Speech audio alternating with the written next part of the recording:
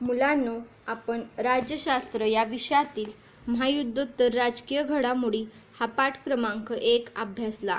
या पाठात आपण पहिले महायुद्ध, दुसरे महायुद्ध, त्याचबरोबर शीतयुद्ध याचा अभ्यास केला.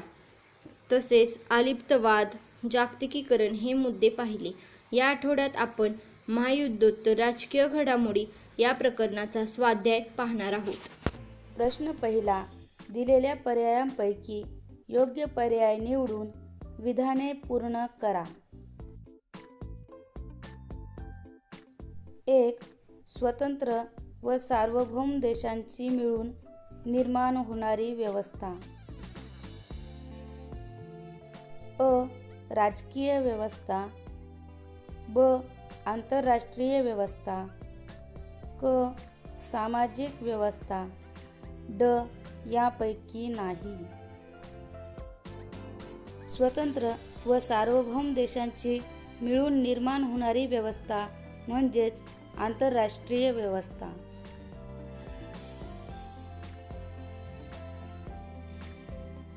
2. राष्ट्रसंघाची मुख्य जबाबदारी. अ. युद्ध टाळणे. ब.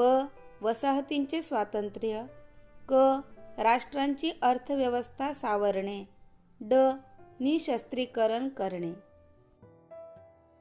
राष्ट्रसंघाची मुख्य जबाबदारी युद्ध टाळणे. 3. शीतयुद्ध रिकामी जागा या घटनेमुळे संपले. अ. संयुक्त राष्ट्राची स्थापना. ब. सोव्हिएत युनियनचे विघटन. क. लष्करी संघटनांची निर्मिती. ड. क्युबाचा संघर्ष. शीतयुद्ध सोव्हिएत युनियनचे विघटन या घटनेमुळे संपले, म्हणून उत्तर सोव्हिएत युनियनचे विघटन. प्रश्न दुसरा. पुढील विधाने चूक की बरोबर ते सकारण स्पष्ट करा. 1. पहिल्या महायुद्धानंतर राष्ट्रसंघाची निर्मिती झाली. हे विधान बरोबर आहे. पहिल्या महायुद्धामुळे खूप मोठ्या प्रमाणावर जीवित व वित्तहानी झाली. युद्धात सहभागी झालेल्या राष्ट्रांना खूप आर्थिक नुकसान सोसावे लागले. युद्धात सहभागी नसलेल्यांनाही युद्धाची झळ लागली. जिंकलेल्या व हरलेल्या राष्ट्रांच्या अर्थव्यवस्था कोसळल्या. अशा प्रकारचे युद्ध पुन्हा होऊ नये यासाठी काहीतरी उपाययोजना करायला हवी असे सर्व राष्ट्रांना वाटू लागले व त्यातूनच राष्ट्रसंघ या आंतरराष्ट्रीय संघटनेची स्थापना झाली. आंतरराष्ट्रीय समस्या सोडवण्यासाठी चर्चा व वाटाघाटीने युद्ध टाळण्याचे हे एक महत्त्वाचे व्यासपीठ बनले. 2. शीतयुद्धामुळे जगाचे एकध्रुवीकरण झाले. हे विधान चूक आहे. एकच महासत्ता असते व तिच्यावर जेव्हा अनेक देश अवलंबून असतात तेव्हा त्या आंतरराष्ट्रीय व्यवस्थेला आपण एकध्रुवीय व्यवस्था म्हणतो. शीतयुद्धामुळे जगातील बहुतेक राष्ट्रे 2 महासत्तांच्या गटात सामील झाली. राष्ट्रांची अशी 2 गटात विभागणी होणे म्हणजेच द्विध्रुवीकरण होय. म्हणजेच शीतयुद्धामुळे जगाचे एकध्रुवीकरण न होता द्विध्रुवीकरण झाले. 3. मिखाईल गोर्बाचेव यांच्या धोरणांमुळे लोकशाहीकरणाला चालना मिळाली. हे विधान बरोबर आहे. सोव्हिएत युनियनचे अध्यक्ष मिखाईल गोर्बाचेव यांनी पेरेस्त्रोइका व ग्लासनोस्त ही धोरणे अंमलात आणली. या धोरणामुळे शासनाचे प्रसारमाध्यमांवरील नियंत्रण कमी होऊन राजकीय व आर्थिक क्षेत्रात पुनर्रचना करण्यात आली. याचा परिणाम म्हणजे हुकुमशाही नियंत्रणात आली, त्यामुळे लोकशाहीकरणाला चालना मिळाली. प्रश्न तिसरा, पुढील संकल्पना स्पष्ट करा. 1. शीतयुद्ध. दुसऱ्या महायुद्धात मित्र असणारे अमेरिका व सोव्हिएत युनियन युद्ध संपताच परस्परांचे स्पर्धक बनले. त्यांच्यातील सहकार्याची जागा स्पर्धेने घेतली. या स्पर्धेने जागतिक राजकारणाचा 40 ते 45 वर्षांचा कालखंड व्यापला. या दोन्ही देशांमध्ये उघड युद्ध सुरू झाले नाही, परंतु युद्धाचा भडका कधीही उडू शकेल असा तणाव त्यांच्या संबंधामध्ये होता. प्रत्यक्ष युद्ध नाही, पण युद्धाला पूरक अशा तणावपूर्ण परिस्थितीचे वर्णन शीतयुद्ध या संज्ञेद्वारे केले जाते. 2. अलिप्ततावाद. शीतयुद्ध सुरू झाल्यानंतरच्या काळात एकीकडे जगाचे द्विध्रुवीकरण होत होते, पण त्याचबरोबर काही देशांना महासत्तांच्या स्पर्धेत सामील व्हायचे नव्हते. अशा राष्ट्रांनी महासत्तांच्या स्पर्धेपासून अलिप्त राहण्याचे जे धोरण स्वीकारले त्याला अलिप्ततावाद असे म्हणतात. अलिप्ततावाद ही शीतयुद्धकाळातील एक महत्त्वाची चळवळ होती. 3. परस्परावलंबन. जगातले सर्व देश कोणत्या ना कोणत्या कारणांसाठी परस्परांवर अवलंबून असतात. राष्ट्र कितीही मोठे, समृद्ध आणि विकसित असो, ते कधीच सर्व बाबतीत स्वयंपूर्ण असू शकत नाही. मोठ्या राष्ट्रांनाही अन्य त्यांच्यासारख्याच मोठ्या आणि छोट्या राष्ट्रांवर अवलंबून राहावे लागते. म्हणून परस्परावलंबन हे आंतरराष्ट्रीय व्यवस्थेचे म्हणजेच आजच्या जागतिक व्यवस्थेचे एक महत्त्वाचे वैशिष्ट्य आहे. 4. द्विध्रुवीकरण.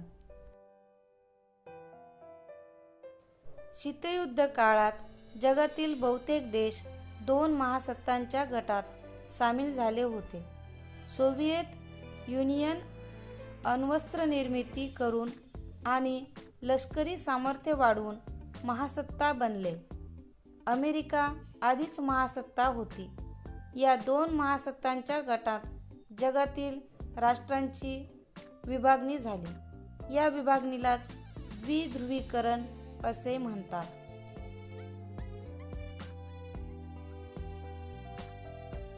5. जागतिकीकरण. शीतयुद्धानंतर व्यापार व आर्थिक संबंधांमध्ये खुलेपणा आला. यापूर्वीच म्हटल्याप्रमाणे भांडवल, श्रम, बाजारपेठा आणि माहितीचे जगभर संचरण होऊ लागले.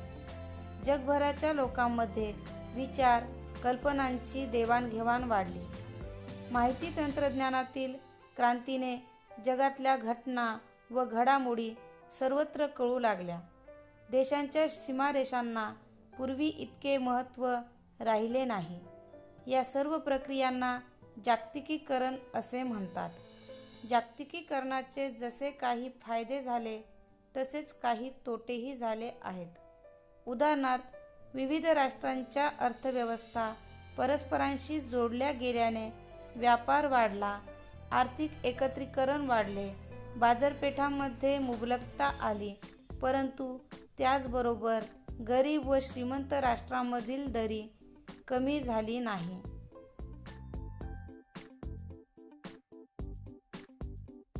प्रश्न 4. पुढील विषयांवर तुमचे मत व्यक्त करा.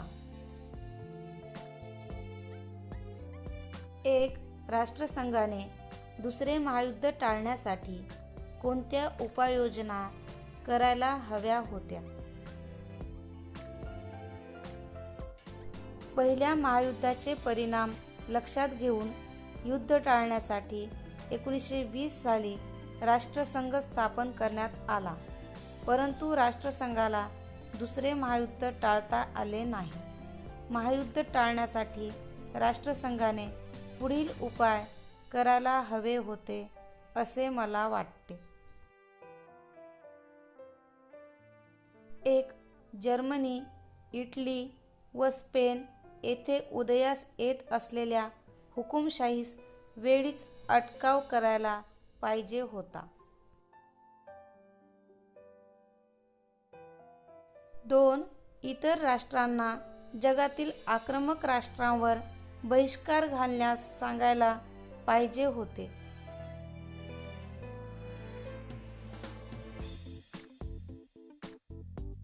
3. सर्व राष्ट्रांच्या शस्त्रास्त्र निर्मितीवर बंधने घालायला हवी होती.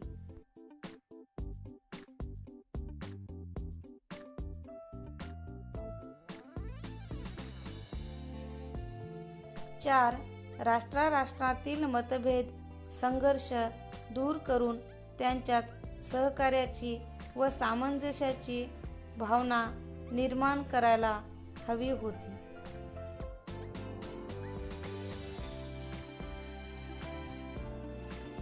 2. शीतयुद्धाच्या काळात अलिप्ततावाद आवश्यक होता. अलिप्ततावाद म्हणजे जगापासून तटस्थता नव्हे तर महासत्तांच्या स्पर्धेपासून अलिप्त राहण्याचे धोरण होय.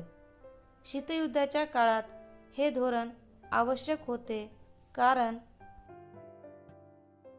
1. या काळात जगात तणावाचे व अविश्वासाचे वातावरण होते.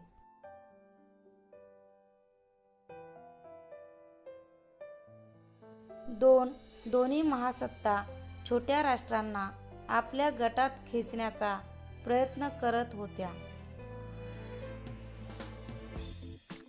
3.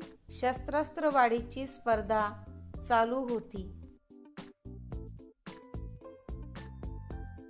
4. अशा काळात कोणत्या तरी गटात सामील होऊन आपले स्वातंत्र्य गमावून बसण्यापेक्षा अलिप्ततावादी धोरण स्वीकारणेच आवश्यक होते.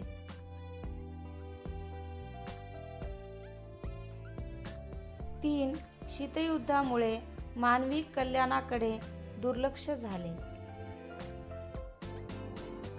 शीतयुद्धाच्या काळात दोन्ही महासत्तांच्या गटात शस्त्रास्त्र स्पर्धा वाढीस लागून त्यावर प्रचंड पैसा खर्च होऊ लागला. त्यामुळे विकास कामे मागे पडली.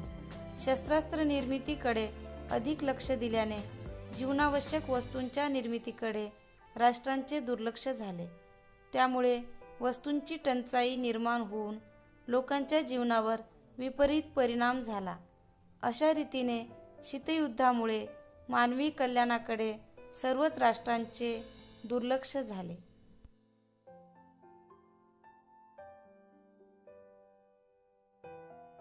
4. आजच्या काळात अमेरिकेला प्रतिस्पर्धी म्हणून कोणत्या देशांचा महासत्ता म्हणून उदय होऊ शकतो? माझ्या मते आजच्या काळात अमेरिकेला प्रतिस्पर्धी महासत्ता म्हणून चीनचा उदय होऊ शकतो. कारण चीन अण्वस्त्रधारी देश असून त्याचे लष्करी सामर्थ्य मोठे आहे. चीनचा भूप्रदेश मोठा असून लोकसंख्या ही प्रचंड आहे. अन्नधान्य, खनिजे, औद्योगिक विकास व तंत्रज्ञान या सर्वच बाबतीत चीन संपन्न आहे.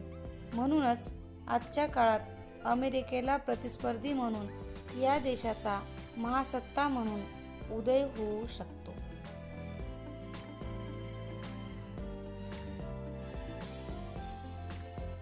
प्रश्न 5.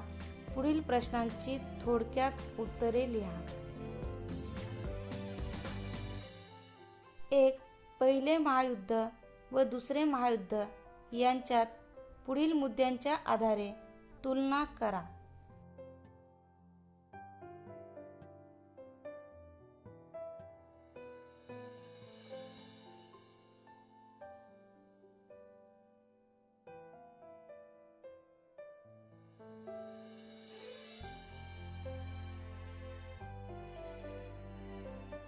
मुद्दे पहिले महायुद्ध, दुसरे महायुद्ध. मुद्दा क्रमांक 1. कालखंड. पहिले महायुद्ध इसवी सन 1914 ते 1918. दुसरे महायुद्ध इसवी सन 1939 ते 1945. मुद्दा क्रमांक 2. सहभागी राष्ट्रे. पहिले महायुद्ध Britain, France, Russia, Italy, America विरुद्ध जर्मन, ऑस्ट्रिया हंगेरी, ऑटोमन साम्राज्य, बल्गेरिया. दुसरे महायुद्ध Britain, France, Australia, Canada, New Zealand, Bharat, Soviet union, चीन, अमेरिका विरुद्ध जर्मनी, जपान, इटली. मुद्दा क्रमांक 3. परिणाम राजकीय व आर्थिक. पहिले महायुद्ध राजकीय परिणाम. पूर्वीची साम्राज्ये नष्ट झाली, जगात नवी राष्ट्रे अस्तित्वात आली, वसाहतीत स्वातंत्र्य चळवळीला प्रारंभ झाला. आर्थिक परिणाम. जीवित व वित्तहानी मोठ्या प्रमाणात झाली, सहभागी राष्ट्रांचे आर्थिक नुकसान झाले, संपूर्ण जगाला झळ पोहोचली, विजेते व पराभूत राष्ट्रांच्या अर्थव्यवस्था कोसळल्या. दुसरे महायुद्ध राजकीय परिणाम. आशिया, आफ्रिका खंडातील वसाहती स्वतंत्र झाल्या, जगात शीतयुद्धाला प्रारंभ झाला. आर्थिक परिणाम. पहिल्या महायुद्धाच्या तुलनेत अधिक संहार झाला, आर्थिक नुकसान अधिक झाले, महागाई, टंचाई यामुळे लोकांच्या हालापेष्टा वाढल्या. मुद्दा क्रमांक 4. युद्धोत्तर स्थापना झालेल्या आंतरराष्ट्रीय संघटना. पहिले महायुद्ध राष्ट्रसंघ. दुसरे महायुद्ध संयुक्त राष्ट्र संघटना, नाटो लष्करी संघटना, वारसा करार लष्करी संघटना. 2. शीतयुद्धाची अखेर होण्यास कोणत्या गोष्टी कारणीभूत ठरल्या? 1945 पासून जागतिक राजकारणात प्रभावी असलेले शीतयुद्ध नंतर संपुष्टात आले. शीतयुद्धाची अखेर ही एक मागील शतकाच्या शेवटी झालेली अत्यंत महत्त्वाची घटना होती. शीतयुद्धाची अखेर होण्यास अनेक बाबी कारणीभूत होत्या. त्यापैकी काही कारणे पाहूया. 1. सोव्हिएत युनियनने आर्थिक खुलेपणाचे धोरण स्वीकारले, त्यामुळे राज्याचे अर्थव्यवस्थेवरील नियंत्रण शिथिल झाले.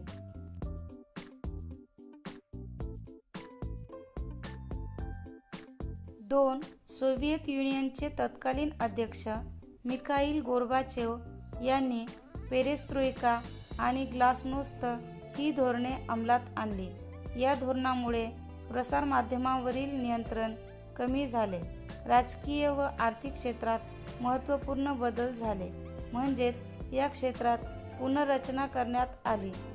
त्यामुळे लोकशाहीकरणाला चालना मिळाली. 3. पूर्व युरोपमधील सोव्हिएत युनियनच्या प्रभावाखालील देशांनी भांडवलशाही व लोकशाही मार्गांचा स्वीकार केल्यामुळे तेथील राजवटी बदलल्या.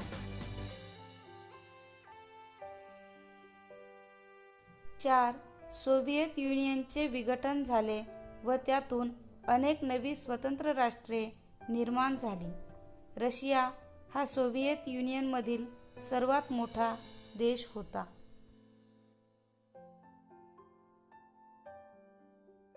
3. शीतयुद्धाच्या समाप्तीनंतर जागतिक राजकारणात कोणते महत्त्वाचे बदल घडून आले? शीतयुद्धाच्या समाप्तीनंतर जागतिक राजकारणात खालील बदल घडून आले. 1. जागतिक राजकारणात अमेरिका ही एकमेव महासत्ता उरली. 2. राष्ट्रांमधील व्यापार व आर्थिक संबंध वाढण्यास अनुकूल वातावरण निर्माण झाले. 3. भांडवल, श्रम, बाजारपेठ, माहिती यांचा जगभर प्रसार झाला. 4. सर्वच राष्ट्रांनी व्यापारी संबंधांना प्राधान्य देण्याचे ठरवल्याने अन्य राष्ट्रांना मदत करण्याची कल्पना मागे पडली. 5. शत्रू राष्ट्राऐवजी स्पर्धक राष्ट्र ही संकल्पना पुढे आली. 6. जागतिक शांतता व सुरक्षितता टिकवण्यासाठी संयुक्त राष्ट्रांना अधिक ठोस प्रयत्न करावे लागले. 7. पर्यावरण रक्षण, मानवी हक्कांची जोपासना, स्त्री-पुरुष समानता, नैसर्गिक आपत्तींचा सामना या बाबींना जागतिक स्वरूप प्राप्त